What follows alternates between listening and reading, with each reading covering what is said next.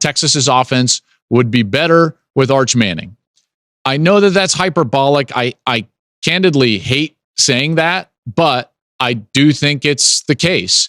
And it's the case because when Ewers doesn't have mobility, and he hasn't had it with the lack of mobility in terms of that ankle injury, he can't scamper for first downs. There is an immense amount of pressure on Steve Sarkisian to scheme guys open. We've seen that against Georgia both times that they've played him. And Georgia is fast enough and well coached enough to take that away. You are correct, sir. Yes! Wow! Strong statements made by Joel Klatt. This is Sports Guy talking that you guys are watching and listening to.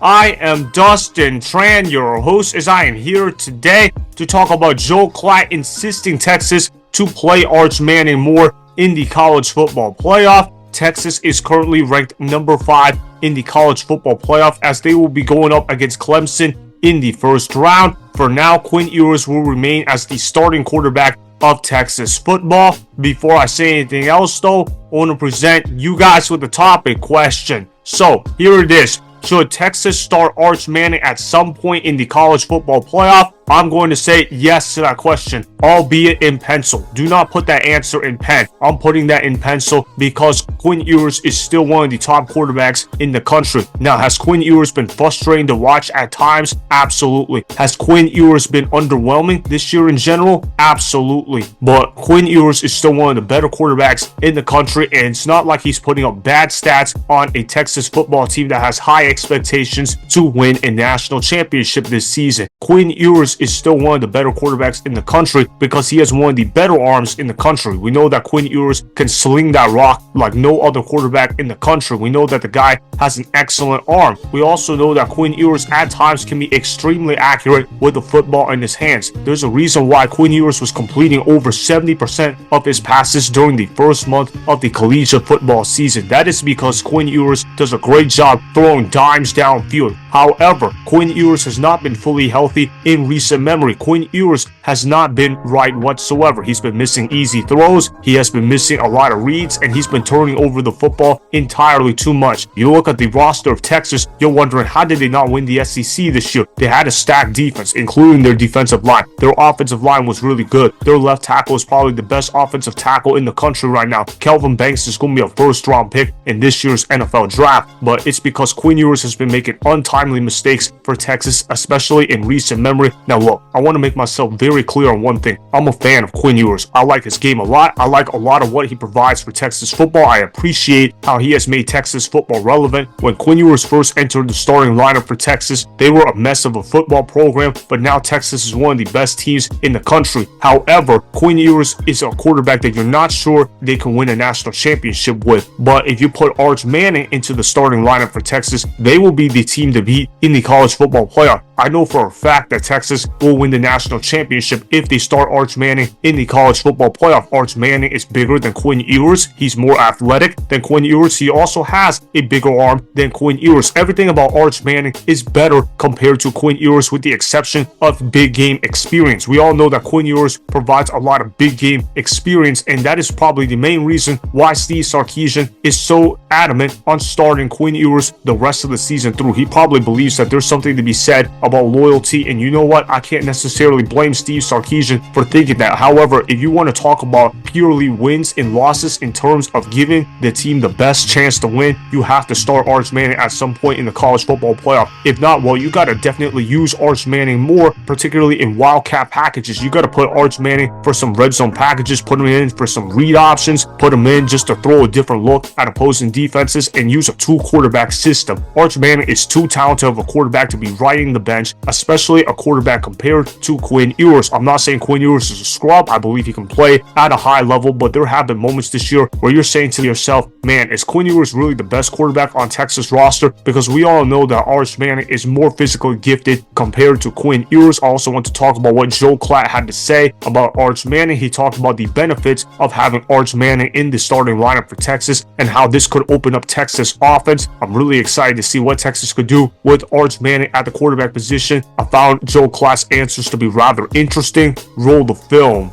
I think Sark's going to have his cape on. Now, What do we see from Sark, generally speaking, after a long layoff? Great game plans.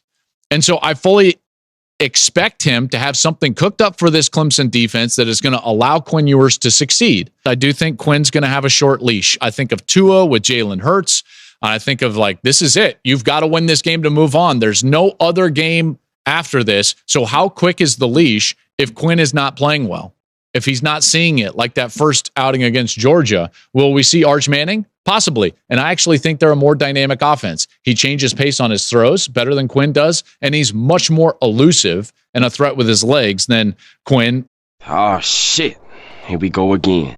Good job, Joel Klatt. I'm really proud of how you broke down the situation for Quinn Ewers, Arch Manning, and Texas football. I liked how you talked about the benefits of Arch Manning being able to play in a Texas style of offense. We all know that if Arch Manning plays quarterback for Texas, it's going to open up their offense so much more, and that's going to be useful against a team like Oregon or Georgia down the road. We all know that Quinn Ewers is not a mobile quarterback. I know Quinn Ewers is a pretty talented quarterback in his own right, but it's not exactly like Quinn Ewers is the best quarterback out there since sliced bread. If you want to win the national championship this year, Texas might have to have a great quarterback at the quarterback position, because it's really hard to win a national championship without a great quarterback. I don't think Quinn Ewers could be afforded that same luxury of being able to play the bus driver role for Texas do. I think Texas can do enough to blow out Clemson in the first round of the college football playoff. Absolutely. You talk about matchup to matchup, player to player, and you have to say to yourself, this is not going to be a real close matchup whatsoever. Clemson is going to get absolutely smacked in the college football playoff. They can't run the football at a high level, which means Texas defensive line are going to be able to go after Cade Klubnik at a high level. They're going to force Cade Klubnik into making some mistakes for Clemson, and therefore Clemson is not going to be able to stay close in this game whatsoever. I believe Texas is going to be able to take advantage of winning the turnover margin and being able to make big plays downfield. We know that Texas, coming off of a bye week, is very lethal because it gives Steve Sarkisian an extra week of game planning. We all know that Steve Sarkisian is one of the most creative offensive minds in all of college football. He's going to be able to get Quinn Ewers to play football at a high level, and I believe Quinn Ewers will be good enough for Texas to beat Clemson in the first round of the college football playoff. I don't necessarily think Quinn Ewers is a great quarterback at the college football level, but I don't think Quinn Ewers is a bad quarterback at the college football level, and obviously Quinn Ewers is going to be enough for Texas to win in the first round of the college football playoff. Even Quinn Ewers might be enough to win in the second round of the college football playoff, particularly when they are going to be playing against Arizona State. But ultimately, can Quinn Ewers win Texas a national championship? Maybe. But here's what I know. If Arch Manning starts at quarterback for Texas, then they will win a national championship. That much I know, and I believe that playing Arch Manning more will only benefit Texas. It's going to screw over the opponents. I loved what Joel Klatt had to say. I thought he spoke absolute truth about the situation for Texas at the quarterback position. The benefits of Arch Manning at Texas outweigh the benefits of playing Quinn Ewers for Texas. Texas has to realize that they would be better off playing Arch Manning in the college football playoff. If you don't want to start Arch Manning, fine. I don't necessarily agree with that, but you got to get him on the field somehow, some way, even if it's just for some wildcat plays, because Arch Manning opens up the offense in a whole new way. He's going to make Texas offense more dynamic compared to Quinn Ewers, but we'll see how all of this plays out though. I find Joel Klatt's theory to be rather interesting, so that is why Texas should start Arch Manning at some point in the college football playoff, especially if Quinn Ewers does not step up his game come playoff time. Also, I got Texas beating down Clemson by the score of 31-10, as the game will not even be close whatsoever.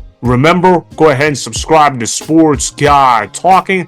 Like the video and please comment down below. If you guys do that, I may shout you guys out in my Instagram story every Monday. That will be for the @DustinNashTran Instagram account. Make sure to follow me on Instagram @DustinNashTran, and that's Sports Guy Talking. Also, go follow me on Twitter @DustinNashTran. Again, go ahead and do those things that I just told you guys to go do. Hopefully, you guys enjoyed the content that was just produced. Peace out. I hope you enjoyed that video. Want more Sports Guy Talking, the home of great sports content? Make sure you click that subscribe button to get the latest from Sports Guy Talking. Go ahead and like the video, comment down below, check the description box on the video in order to follow my Instagram and Twitter. Also, be sure to check out more of the best clips from the YouTube channel, Sports Guy Talking.